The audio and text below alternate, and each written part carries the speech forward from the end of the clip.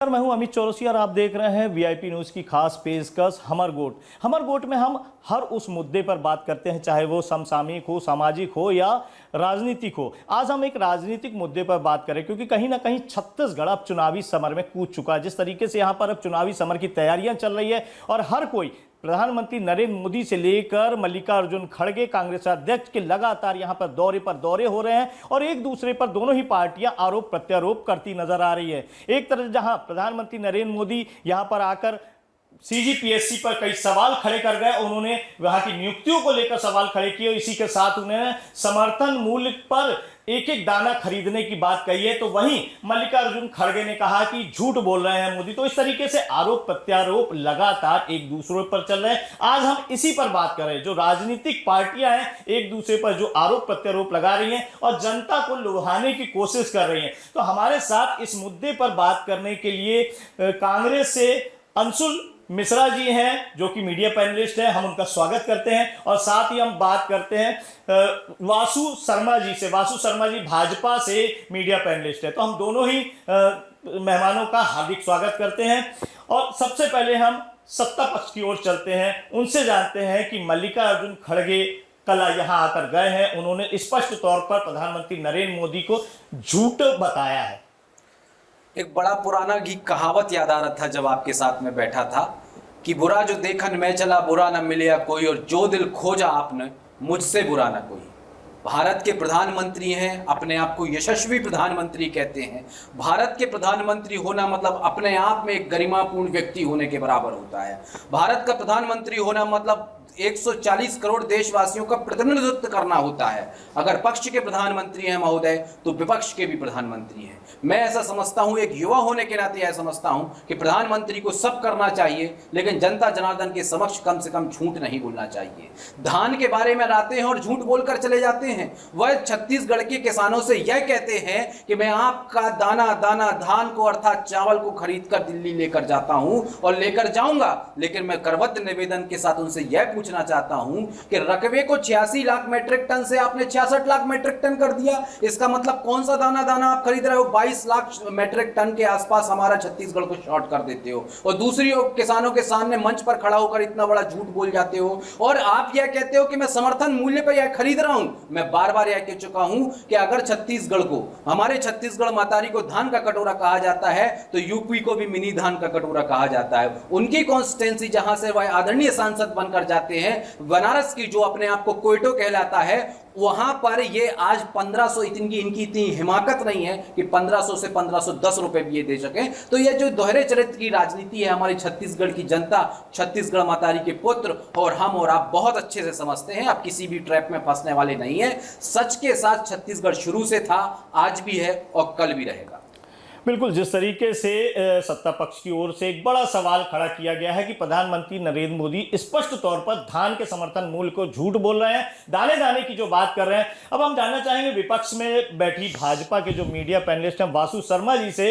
वासु शर्मा जी, ये बताइए कि सत्ता पक्ष एक बड़ा आरोप प्रधानमंत्री नरेंद्र मोदी पर लगा रही है, क्योंकि जिस तरीके से उन्होंने उत्तर प्रदेश का एक उदाहरण देते हुए बताया कि वह भी मिनी धान का कटोरा है, तो वहां पर इतना समर्थन मूल्य कम है, जबकि अब छत्तीसगढ़ सरकार छत्तीसगढ़ में 3600 देने की बात कर रही है। जी देखिए, ऐसा है कि नरेंद्र मोदी जी जब बस्तर दौरे पे आए थे तो नरेंद्र मोदी जब बस्तर आते हैं तो सौगात लेके आते हैं, लेकिन उस दिन बड़े दुर्भाग्य की बात है, ना तो उस दिन प्रदेश के मुख्यमंत्री वहां पर होते हैं, ना ही उप मुख्यमंत्री होते हैं, ना ही कोई मंत्री इनका जाता है। देखिए, जब विकास की सौगात होती है तो कोई इसमें राजनीतिक पार्टी नहीं होती, लेकिन कांग्रेस पार्टी हमेशा विकास की विरोधी रही है, इसलिए उनका दोहरा चरित्र वहां पर दिख गया। जब विकास का मॉडल लेके जब बस्तर में प्रधानमंत्री जी आए तो ये कांग्रेस पार्टी नहीं गए। क्यों नहीं गए? क्योंकि इन लोग की जमीन खिसक गई है। परिवर्तन यात्रा की लहर पूरे छत्तीसगढ़ में दौड़ गई है, तो इन लोगों ने अपना जमीन बचाने के लिए लगे हुए। और दूसरा, आतंक भ्रष्टाचारी लोग नरेंद्र मोदी जी के सामने आंख मिलाने में हिमाकत नहीं कर सकते। और दूसरी बात, धान की मुद्दा मेरे भाई अंशुल जी ने उठाई। धान की मुद्दा प्रधानमंत्री जी ने सही बात कही, मंच से क्या गलत कहा? समर्थन मूल्य में धान खरीदी केंद्र सरकार करती कि नहीं करती है? तब निश्चित तौर पे करती है। 2040 रुपए पिछले समय, अभी 2100 रुपए के आसपास अभी समर्थन मूल्य कर दिया गया है। 1400 रुपए से बढ़कर 2140 रुपए का अभी 20 साल धान खरीदी करेगी। तो क्या वो झूठ है कि सच है? ये बताएं। सबसे पहले कुछ दिन पूर्व पीयूष गोयल जी आए थे, पूरा A to Z इनके बारे में पोल खोल के गए हैं, किसी से छुपा नहीं है, ऑन रिकॉर्ड मीडिया में सब कुछ है, फिर से दोहराने की उसको जरूरत नहीं है। इन्होंने धान का रकबा बोलते हैं, इन लोग वादा करते हैं कि हम 75 लाख मैट्रिक टन धान जमा करेंगे, लेकिन आज पुराने 23 सितंबर तक मात्र 60 लाख टन जमा किए, 15 लाख टन अभी तक क्यों जमा नहीं किए भैया? एक तरफ बोलते हैं हम जमा कर देंगे, लेकिन करते नहीं है, और बोलते हैं कि हम और बढ़ाओ। अरे पहले पुराना ही तो जमा कर दो, उसके बाद फिर नया जमा करेंगे लगे। और आज तो माननीय अनुराग ठाकुर केंद्रीय मंत्री ने भू ऐप लॉन्च किया है। छत्तीसगढ़ की जनता को मैं बताना चाहता हूं, आप जाइए भू ऐप के माध्यम से स्कैन करिए अपने मोबाइल से और देखिए कांग्रेस सरकार के भ्रष्टाचार, किस तरह से भ्रष्टाचार करके छत्तीसगढ़ को लूटने का काम कांग्रेस सरकार ने किया है।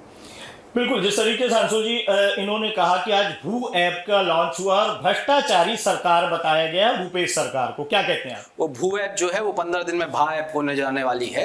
और ये इन्होंने अभी बहुत अच्छी बात कही कि विकास के मुद्दे पर मोदी जी आते हैं, विकास की सौगात छत्तीसगढ़ मतारी को देख के जाते हैं। जब जब विकास की बात होती है छत्तीसगढ़ में, उसमें हमारा पूरा समर्थन रहता है। मैं इनसे पूछना चाहता हूं महोदय, पिछले 15 वर्षों में आप कहां थे? मैं इनसे पूछना चाहता हूं, जब पिछले 5 वर्षों में हम सरकार चला रहे थे, तब मोदी जी को इस छत्तीसगढ़ मतारी की याद क्यों नहीं आई? जब 5 साल सरकार हम चला रहे थे, तब इनका विकास की चिड़िया कहां उड़ गई थी? तब हम ये जब 5 साल से सरकार चला रहे थे, तब छत्तीसगढ़ के साथ दोहरे चरित्र की राजनीति क्यों हो रही थी? आज चुनाव सामने आ गए तो मोदी जी भी सामने आ जाते हैं, तो इससे स्पष्ट हो जाता है कि कितनी बड़ी सौगात लेकर ये आने वाले हैं। ये इन्होंने एक बहुत उम्दा प्रश्न कहा कि धान की सौगात मोदी जी लेते हैं, समर्थन मूल्य पर लेते हैं। मैं तो इनसे अपना 5 सेकंड का वक्त इनको देना चाहता हूं। जहां से आदरणीय मोदी जी तथा कथित कोयटे से जीत कर आते हैं, अर्थात बनारस से जीत कर आते हैं, वहां पर कितने रुपए में धान खरीदी होती है महोदय, आप ये बता दीजिए। पूर्वांचल जैसे राज्य में कितने रुपए में धान खरीदी होती है महोदय, आप ये बता दीजिए। एमएसपी को जितना मैं समझता हूं, इसका मतलब यह होता है कि संपूर्ण हिंदुस्तान में एक रेट डिसाइड होता है जिसपे वीट या क्रॉप खरीदा जाता है। संपूर्ण हिंदुस्तान मतलब जिसमें छत्तीसगढ़ भी, मध्य प्रदेश भी या बाकी के राज्य आते हैं। अगर मैं तो बिल्कुल अबला सा सामान्य सा नागरिक होने के नाते आदरणीय वासु जी से पूछना चाहता हूं कि हमारे पड़ोसी राज्य में राजगढ़ जिसे कहा जाता है, मध्य प्रदेश में आता है, उसमें धान तो 1100 रुपए में खरीदी जाती है, वहां पर एमएसपी 1100 रुपए हो जाती है क्या महोदय? इसलिए मैं आपसे बार बार यह कहता हूं कि दोहरे चरित्र की राजनीति, नापाक राजनीति और षड्यंत्रकारी राजनीति आप मत किया कीजिए, क्योंकि छत्तीसगढ़ की जनता इसको बहुत अच्छे से जानती है। 15 साल का हमने जो कुशासन भोगा है, वो 5 साल में एक सुशासन की ओर हम जिस प्रकार से पथ प्रदर्शित होते हुए नजर आ रहे हैं, मोदी जी उसमें रोड़ा ही बन रहे हैं। जनता जनार्दन सब समझती है महोदय।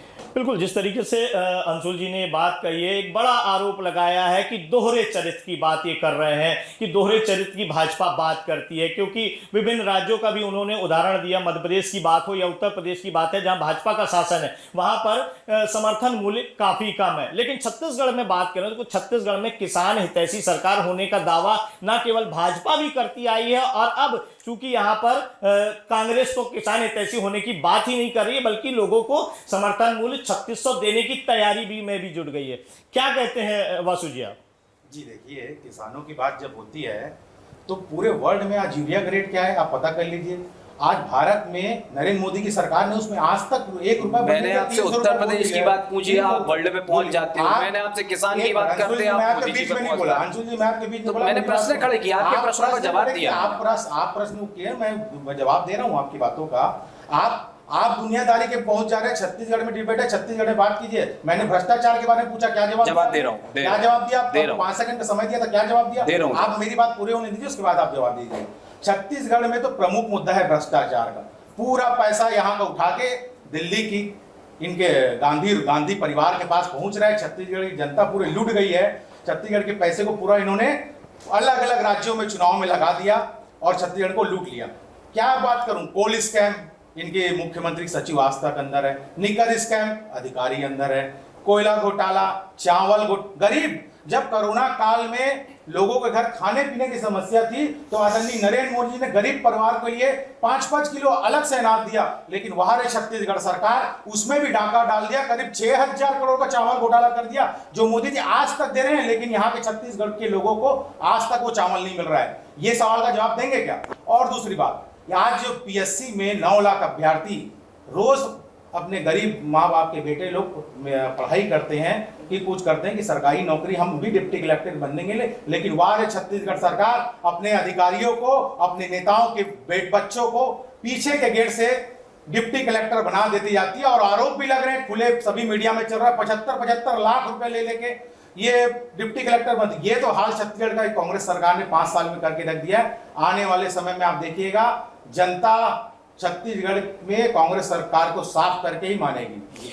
बिल्कुल वासु जी, जिस तरीके से वासु जी ने आज भ्रष्टाचार पे बात की है कि भ्रष्ट सरकार है, वहीं अंशुल जी मैं जानना चाहूंगा कि उनकी बात का क्या जवाब हो सकता है, क्योंकि आज बाकायदा भाजपा ने, केंद्रीय मंत्री ने यहां पर आकर भू पे करके एक ऐप लॉन्च किया है जिसमें कांग्रेस सरकार के सभी भ्रष्टाचारों को उसमें बताया गया। क्या कहते हैं? इसे कहा जाता है कि जाकी रही भावना जैसी, प्रभु मूरत देखी तिन जैसी। जिस व्यक्ति की जैसी भावना होती है उसको ये पूरा समाज, ये पूरा कुनबा, या पूरी दुनिया, या पूरी पृथ्वी उसको वैसी ही दिखती है। ये हम नहीं कहते, हमारे शास्त्रों में वर्णन है। जो सबसे बड़ा भ्रष्टाचारी होता है उसको जितनी भी सरकारें होंगी वो सारी भ्रष्टाचारी लगेंगी। इन्होंने लीकर स्कैम की बात कही। लीकर स्कैम में इन्होंने कहा कि 500 करोड़ के आसपास का लीकर स्कैम हो चुका है।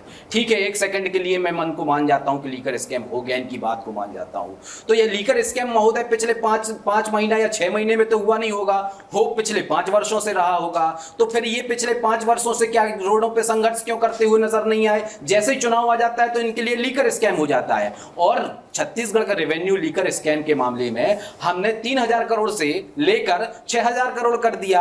और जिन जिनको आपने पकड़ा है, जिन जिनको आपने जेल में बंद किया है, जो आपने तथाकथित आईटी का और ईटी का खेल करके उनको अंदर किया है, उनकी कुल संपत्ति सर 800 करोड़ रुपए की है। सबको मिलाकर पुश्तैनी संपत्ति 800 करोड़ रुपए की है। उन व्यक्तियों को अंदर किया है। और सुप्रीम कोर्ट का वर्डिक्ट हमारे साथी को पढ़ने की आवश्यकता है। उसमें सुप्रीम कोर्ट ने यह कहा है कि इस प्रकार का स्कैम कुछ भी नहीं हुआ है छत्तीसगढ़ में। इसलिए जो आप ढेवर के ऊपर उंगली उठा रहे थे उसे आदरणीय सुप्रीम न्यायालय ने, सुप्रीम कोर्ट ने बाइज्जत बरी किया है। और आज भी हमारे आपकी सड़कों पर वो बाइज्जत घूम रहे हैं। एक बात, कोल स्कैम की आप बात करते हैं, कोल स्कैम की बात ये करते हैं कि आपने छत्तीसगढ़ की सौम्या चौरसिया जी जो कह रहे हैं आपने उनको अंदर कर लिया, कोयला व्यापारियों को अंदर कर लिया। लेकिन 95% जितनी भी खदानें हैं कोयले की वो आज अधिग्रहित हैं। किसके अंडर में है महोदय? मोदी सरकार के अंडर में है। इसका मतलब अधिकारी किसके हुए? सेंट्रल गवर्नमेंट अर्थात मोदी सरकार के अंदर में हुए। मैं तो आपसे जिम्मेदार न्यूज चैनल के एंकर से पूछना चाहता हूं कि एक भी समन, किसी एक भी समन, एक भी वह भी उनके अंडर में है, वह भी ठेका उन्हीं को देता है। सही पकड़े गए। इसे बोलते हैं गलत बात। अब आ गया ऊंट पहाड़ के नीचे। मैंने जानबूझ के रोका था इस जगह। अब आया ऊंट पहाड़ के नीचे। ये भी मोदी जी के अंडर में है। HECL के एक भी अधिकारी के ऊपर, परिवहन विभाग के ऊपर अगर एक भी समन गया हो, या एक भी अधिकारी को ईडी ने बुलाया हो, या एक भी अधिकारी से पूछताछ करी हो, तो मैं अपने राजनीतिक जीवन से परित्याग करने तैयार हूं। अब इन्होंने PSC की बात कही। PSC में भी इनको घोटाला दिख जाता है। जब इनको PSC में घोटाला दिख जाता है तो मैं तो यह कहता हूं कि इस प्रकार की निम्न राजनीति को अंशुल मिश्र चिमटे से भी छूना पसंद नहीं करता। क्यों?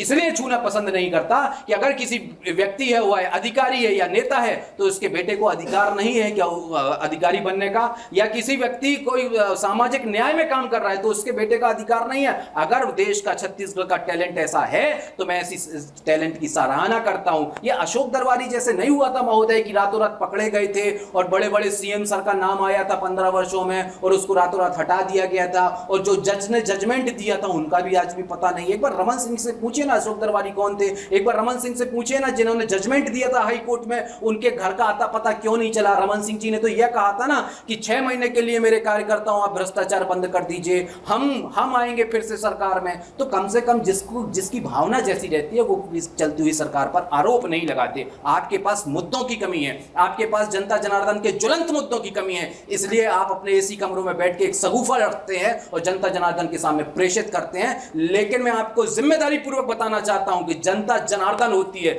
जमहूरियत में भगवान होती है, और भगवान के साथ जो छलावा करता है, जो आज मोदी जी की हालत है छत्तीसगढ़ में, ऐसे ही पूरे हिंदुस्तान में बीजेपी की हालत होने वाली है। आरोप प्रत्यारोपों का दौर जारी है। लगातार दोनों ही पार्टियां एक दूसरे पर आरोप प्रत्यारोप लगा रही हैं। लेते हैं एक छोटा सा ब्रेक, वापस आपके साथ हैं एक बार फिर आरोप प्रत्यारोपों के दौर के बीच, क्योंकि जिस तरीके से कांग्रेस के मीडिया पैनलिस्ट और भाजपा के मीडिया पैनलिस्ट के बीच आरोप प्रत्यारोप का दौर जारी है, दोनों ही शख्स इस समय बात कर रहे हैं अपनी अपनी पार्टी की आरोप प्रत्यारोपों की, क्योंकि जिस तरीके से बात समर्थन मूल्य की हो रही है, यहां सीजीपीएससी की नियुक्ति के लेकर हो रही है, इस तरीके से बात करें तो कहीं ना कहीं सिर्फ घोटाले की सरकार की हो रही। तो ऐसे में कहीं ना कहीं भाजपा और कांग्रेस दोनों आमने सामने है। मिशन 2023 बिल्कुल सामने है, बहुत करीब है, और कुछ समय बाद ये जंग और तीखी होगी। लेकिन एक बार फिर हम आरोप प्रत्यारोप की चर्चा पर पुनः चलते हैं और पुनः वासु शर्मा जी, जो कि भाजपा के मीडिया पैनलिस्ट हैं, उन्हीं से जानते हैं कि एक बड़े सवाल यहां पर कांग्रेस की तरफ से खड़े किए गए हैं। जी देखिए, सबसे पहले तो पीएससी की बात इन्होंने की। देखिए, गजब का इत्तेफाक है छत्तीसगढ़ सरकार में, जो पीएससी के चेयरमैन होते हैं उसके 5-5 लोग। मैं ये बिल्कुल मानता हूं कि कोई आईएएस का बेटा होगा और डिप्टी कलेक्टर बन सकता है, ये मैं बिल्कुल लेकिन गजब का संयोग ये है कि पीएससी के चेयरमैन के 5-5 लोग उस लिस्ट में आ जाते हैं। ये गजब का संयोग है, इसलिए भ्रष्टाचार की बू इसमें नजर आती है। और भी बहुत सारे अधिकारी, उसके नाम लेने बहुत टाइम लग जाएगा, लेकिन इसमें हाई कोर्ट का वर्डिक्ट इनको पढ़ना चाहिए। हाई कोर्ट ने साफ तौर पर कहा है कि भाई ये जो इत्तेफाक है ये बिल्कुल भ्रष्टाचार तरफ इशारा कर रहा है, तो इसकी जांच आप सरकार जांच करे और उसका रिपोर्ट दे। लेकिन सरकार जांच कर रही कि नहीं, आने वाले विषय में, आने वाले टाइम में देखेंगे। लगातार यहाँ पे भ्रष्टाचार हो रहा है, जिसका ईडी उदाहरण है। ये ईडी बोलते हैं, आज तक इनके सब अधिकारी अंदर है। क्यों न्यायालय के सामने अपने सबूत नहीं रखते, बाहर नहीं आ जाते भैया? क्योंकि ना सबूत है ही नहीं, निरंतर भ्रष्टाचार में डूबे हैं लोग, इसलिए सबूत नहीं है। 8-8 महीने 9 महीने से जेल के अंदर है। और रही बात, आज बहुत ही दर्दनाक आज घटना हुई है अंबिकापुर में, एक स्वास्थ्य मंत्री के, जहां से स्वास्थ्य मंत्री जिस क्षेत्र से आते हैं, उसमें खुले आसमान के नीचे बच्ची का जन्म हो जा रहा है। कहां है इनका स्वास्थ्य अमला, कहां है इनका प्रशासन? बड़े ही दुर्भाग्य की बात छत्तीसगढ़ में है। और ये लगातार छत्तीसगढ़ को गड्ढे में डाल रहे हैं। छत्तीसगढ़ के सड़कों का हाल देख लीजिए, बेसिक इंफ्रास्ट्रक्चर में 1 रुपए का भी काम इन्होंने नहीं किया है, केवल और केवल ठगने का काम छत्तीसगढ़ को किया है। मैं तो ये पूछना चाहता हूँ, राजधानी में आप पूरा घूम लीजिए, रायपुर राजधानी में हर तरफ गड्ढे गड्ढे गड्ढे गड्ढे, और कुछ नहीं मिलेंगे आपको। अपराधगढ़ बना दिया। आज से कुछ दिन पूर्व लगातार छत्तीसगढ़ में रेप की घटनाएं हो रही है, और बड़े शर्म की बात है, एडिशनल एसपी के ऑफिस के नीचे बलात्कार की घटना हो जा रही है। प्रशासन का क्या स्तर हो गया है इस सरकार में, ये समझना पड़ेगा। बिल्कुल, कांग्रेस सरकार में छत्तीसगढ़ अपराधगढ़ हो गया है, रायपुर गड्ढापुर हो गया है। तो ऐसे आरोप प्रत्यारोप लगातार जारी हैं और बड़े सवाल इन्होंने खड़े किए हैं, क्योंकि जिस तरीके से एडिशनल एसपी के ऑफिस के नीचे बलात्कार हो जाना, वहीं खुले आसमान तले एक बच्ची का जन्म होना, कहीं ना कहीं ये बुराइयां हैं जिससे कांग्रेस सरकार को बचना चाहिए। क्या कहते हैं अंशुल जी? जी, मैं आदरणीय बहुत सारे हमारे ऊपर आरोप लगाती है और मेरी जिम्मेदारी होती है कि एक एक बिंदु पर आरोपों का जवाब देने की, क्योंकि ये भ्रमवाद की राजनीति बहुत अच्छे से कर पाते हैं। चलिए मैं पॉइंट वाइज आपको जवाब देना चाहता हूँ। या तो ये झूठ बोल रहे हैं, या एनसीआरबी का डाटा झूठ बोलता है, या आदरणीय नरेंद्र मोदी जी झूठ बोलते हैं। ये बीजेपी का जब जब भी नाम आता है तो झूठ कहीं से घूम फिर के क्यों आ जाता है। इनका सबसे बड़ा झूठ इन्होंने पीएससी के मामले में बोला कि 13 लोग, और इन्होंने हमसे ये भी कहा कि आदरणीय आपको हाईकोर्ट का वर्डिक्ट पढ़ने की आवश्यकता है। तो महोदय, उसी वर्डिक्ट में हमने पढ़ा है, उसी वर्डिक्ट में यह भी लिखा है कि आदरणीय पीआईएल दर्ज करने वाले अर्थात बीजेपी के नेताओं अगली बार जब भी आप कार्रवाई हेतु यहां पर उपस्थित होंगे तो पूरे साक्ष्य और सबूतों के साथ आना, अन्यथा की स्थिति में कोर्ट का समय जाहिर करते हुए आपके ऊपर उचित कार्रवाई ना करनी पड़े। यह आदरणीय कोर्ट का निर्णय है। आपको भी उसी वर्डिक्ट में थोड़ा सा नीचे और मैं कंप्लीट कर रहा हूं अब मैं जवाब दे रहा हूं। अब आपने प्रश्न उठाया कि 18 लोगों के ऊपर रोक लगी है कि नहीं लगी है। इसको एक बिंदु लेते हुए आदरणीय न्यायालय ने यह कहा है कि अगली बार जब आप पूरे 18 लोगों के जब साक्ष्य लेकर आ जाएंगे तब उन पर रोक लगाई जाएगी या झूठ फैलाने का काम बंद करिए। एक बार। दूसरी बात, पढ़िए ना सर, फंस गए। इसी को तो बोलते हैं इसी को बोलते हैं। अरे सर, आपके गूगल में रखा हुआ है, बिल्कुल है, गूगल में रखा हुआ है। उसमें मुख्यमंत्री जी स्वयं कहा कि हम केस क्रमांक बता दीजिए अगर आप पढ़कर आए तो। केस क्रमांक बताइए। आप बताइए केस क्रमांक नहीं पता, आप पढ़कर आएंगे ना। केस क्रमांक मैं बता रहा हूँ, केस क्रमांक 1993/4/6 इसको पढ़कर देखिए। अभी जो आपको बताया हूँ, अभी मैंने आपको जो बताया हूँ, इसलिए बोलता हूँ महोदय कि पढ़कर आएंगे तो अच्छा होगा। झूठ बोलकर आएंगे तो ऐसे ही फंस जाएंगे। अब इन्होंने महिला सशक्तिकरण की बात करी। मैं जवाब आपके कांग्रेस के समर्थित लोग, मैं जवाब दे रहा हूँ सर, मैं आपके बीच में नहीं बोला हूँ सर, बहुत अच्छे जनरल समझ रही है। अब आपने ये स्वास्थ्य को लेकर हमारे ऊपर प्रश्न चिन्ह उठाए। दौर तो हमने वह भी देखा है कि रातों रात इस 15 वर्षों के शासनकाल में लोगों की आंखें फोड़ दी जाती थी और उन पर कोई कार्रवाई नहीं होती थी। दौर तो हमने वह भी देखा है कि रातों रात महिलाओं की बच्चीदानियां निकाल दी जाती थी, हमको पता ही नहीं चलता था।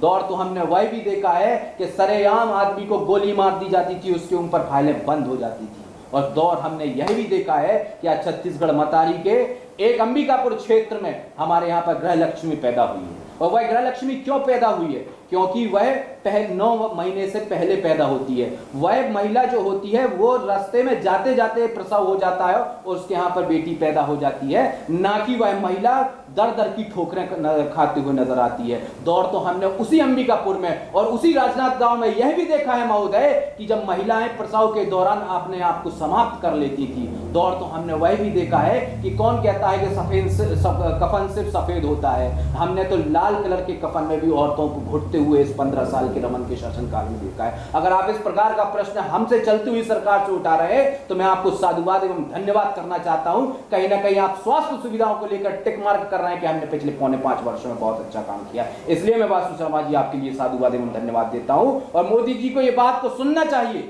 मोदी जी को इस बात को देखना चाहिए कि आज स्वास्थ्य को लेकर जब आप मंच पर खड़े होकर झूठ बोलते हैं तो कहीं ना कहीं आपके प्रवक्ता जो है उनके मुंह से श्रीमुख से कुछ ना कुछ अच्छा जरूर निकल जाता है। जी बिल्कुल, जिस तरीके से अंशुल जी ने कहा कि इन्होंने स्वास्थ्य को लेकर बड़ी बात कही है, वहीं प्रधानमंत्री नरेंद्र मोदी को भी उन्होंने कटघरे में खड़ा करने की कोशिश की है। वासु जी, अगर बात करें यहाँ पर क्योंकि जिस तरीके से आरोप प्रत्यारोप का दौर है, आज भूपे यहाँ पर आज आया है। जिस तरीके से भाजपा के एक वरिष्ठ मंत्री द्वारा केंद्रीय सूचना प्रसारण मंत्रालय के ठाकुर साहब ने यहाँ पर आके बाकायदा भूपे किया है, भ्रष्टाचारी सरकार बताया और उनके घोटालों को दिखाया है। उसमें ना केवल कमीशन खोरी दिखाई है, उसमें यहाँ तक कि CGPSC का घोटाला दिखाया, शराब घोटाला दिखाया। क्या कहते हैं, आखिर इसके माध्यम से क्या करना चाहती है? क्योंकि अगर मान लीजिए ये कटघरे में है तो उनके खिलाफ FIR करती, उनको जेल में डालती, लेकिन ऐसा ना करके सिर्फ हम उनके ऊपर आरोप लगा रहे हैं। निश्चित तौर पे ईडी के जांच कर। अरे महाराष्ट्र में ईडी क्यों नहीं जाती सर? 70,000 करोड़ का स्कैम बड़ा है, जनता ये बताए मेरे को। 500 करोड़ का स्कैम बड़ा है, 70,000 करोड़ का स्कैम बड़ा है कि 500 करोड़ का स्कैम बताए? आप, मैं आपसे पूछ रहा हूँ, मैं बीच में पूछ रहा हूँ आपसे, 70,000 करोड़ का स्कैम बड़ा है कि 500 करोड़ का स्कैम बड़ा है? देश के राजस्व में 70,000 करोड़ ज्यादा दमदारी से प्रेषित होगा कि 500 करोड़ का प्रेषित? बताइए ना, क्यों हेमंत बिश्व शर्मा के ऊपर ईडी क्यों नहीं जाती? क्यों नहीं जाती? क्यों नहीं जाती महाराष्ट्र? महाराष्ट्र भेजेंगे क्या?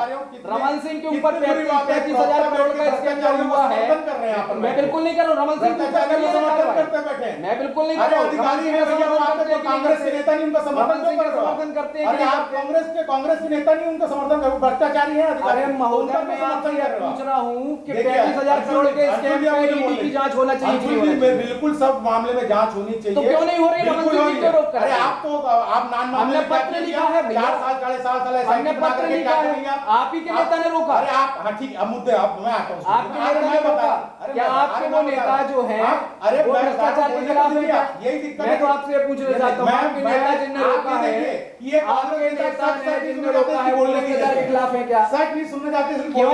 क्यों आरोप जारी रहेंगे, प्रत्यारोप जारी रहेंगे। और जिस तरीके से यहाँ पर, चलिए वासु जी, एक समय आपको दिया, बिल्कुल ये सुनिए, ये आरोप, लेकिन धान पर नहीं बोल पाया। धान पर नहीं बोल चुका हूँ। कहाँ पे मिल रहा है? क्या बनारस में खेलते हैं और बनारस में मिल रहा है? बनारस जो कि भ्रष्टाचार पूरी तरीके से कांग्रेस लिप्त है। बनारस में कितने रुपए में बिक रहा है? शराब घोटाला, माँ बहनों से शराब घोटाला करके वोट ले लिया, लेकिन शराब को होम डिलीवरी बैठा दिया। और छत्तीसगढ़ की माँ बहनें इनको देख रही है कि किस तरह से सरकार, लुटेरी सरकार छत्तीसगढ़ में हमने लाई है। अगली बार जब 2 महीने बाद चुनाव आएगा, आप देखिएगा पूर्ण बहुमत के साथ भारतीय जनता पार्टी की सरकार। कितने रुपए में मिल रहा है आदरणीय, बता तो दीजिए। चावल वहां पर आपके कोई, अरे चावल सब जगह अच्छे मिल रहे हैं। चावल घोटाला 6,000 करोड़ का आप कितने रुपए में मिल रहा है? अरे आप चावल घोटाला हुआ कि नहीं हुआ बताओ ना। 6,000 करोड़ नहीं हुआ। मोदी जो 5 किलो चावल में छत्तीसगढ़ में मिल रहा है क्या बता दीजिए। हम धान, अरे आप झूठ बोल रहे हैं। धान को उत्पादन यही नहीं पता है, मिल रहा है। पढ़ के अरे मैं पढ़ रहा, आप बताओ ना 5 किलो चावल कितना तो मिल रहा है कि नहीं मिल रहा? कटोरा अरे मिल रहा है, आप इसको बात बताओ ना। अरे उत्पादक हो, लेकिन 5 किलो चावल मिल रहा है कि नहीं मिल रहा है? आरोप प्रत्यारोप का दौर जारी है, हील हुज्जत भी जारी है। और जिस तरीके से मिशन 2023 में इस तरह के दौर और देखने को मिलेंगे, क्योंकि अभी तो अंशुल मिश्रा और वासु शर्मा हुज्जत कर रहे हैं, लेकिन ये दौर बड़े नेताओं में भी है, जुबानी जंग उनके बीच भी चल रही है और इस तरीके से एक दूसरे पर आरोप प्रत्यारोप लगाकर जनता को लुभाने की कोशिश कर रहे हैं। मिशन 2023 में वोट बैंक तैयार किया जा रहा है दोनों ही पार्टियों की तरफ से। अब देखना यह होगा कि क्या जनता किसे चुनती है और क्या कांग्रेस दूसरी बार सत्ता तक पहुंचती है या एक बार फिर 2003 से लेकर 2018 तक जो स्वर्णिम समय भाजपा ने देखा है वो सत्ता तक पहुंचती है। ये एक बड़ा सवाल है, लेकिन जनता तय करेगी कि सरकार किसकी बनेगी। नए मुद्दे के साथ हमर गोट में एक बार फिर हम आपके साथ होंगे। तब तक के लिए नमस्कार।